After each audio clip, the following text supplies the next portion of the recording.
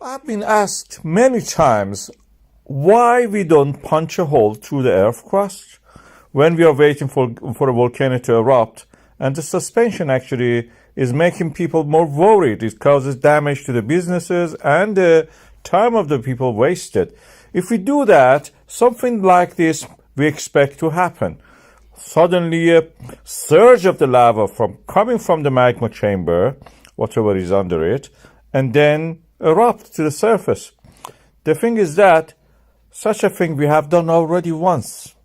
Yes, we have dug a borehole, and this borehole has reached the magma, and that is the Krefla area in the Iceland, where there has been a lot of ups and downs of the ground, magma swelling up the ground, then reaching the surface, 20 times magma flow, only 9 times eruption. Due to the extension, of course, the mid-Atlantic ridge through the Iceland it passes, and the magma is rising from the mantle of the earth, forming the reservoir, then reaching the lower surfaces in the earth crust, and then erupting as a volcano. Krefla fires in Iceland are famous for this.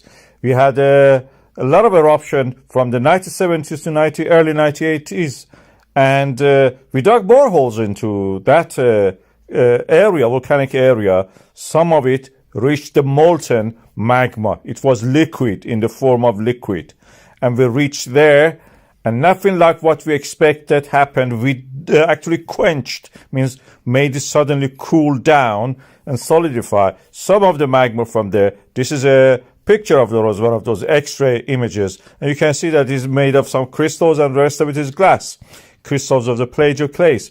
And this is a good source for actual geothermal power plants if we can just dig enough into it. There are papers published about it, and commercially, if we can do that, they are 10 times more efficient than the normal geothermal power plants that we have at the moment. Problem with using this kind of energy is the technical problems. We don't have enough material that can withstand this kind of temperature, 1000 degrees.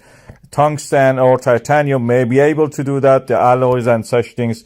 There are papers published about it. There is even a website, and there are meetings and conferences for studying this case in the Iceland. This is the best example. There are other cases in the Hawaii and Kenya that we can also study. This one is easier, is already planned, and we have establishment there that actually help us to study this system. So going back to the original question, if you punch a hole through a earth crust and reaching a magma chamber, it will not erupt necessarily. If it doesn't have the gas pressure, the volatiles involved in that, there will not be any eruption. It cannot reach the earth's surface. It's a very dense, heavy material. The rhyolite, basalt, and other things that make up a magma, they cannot reach the earth's surface. They stay where they are, and they form the part of the earth crust.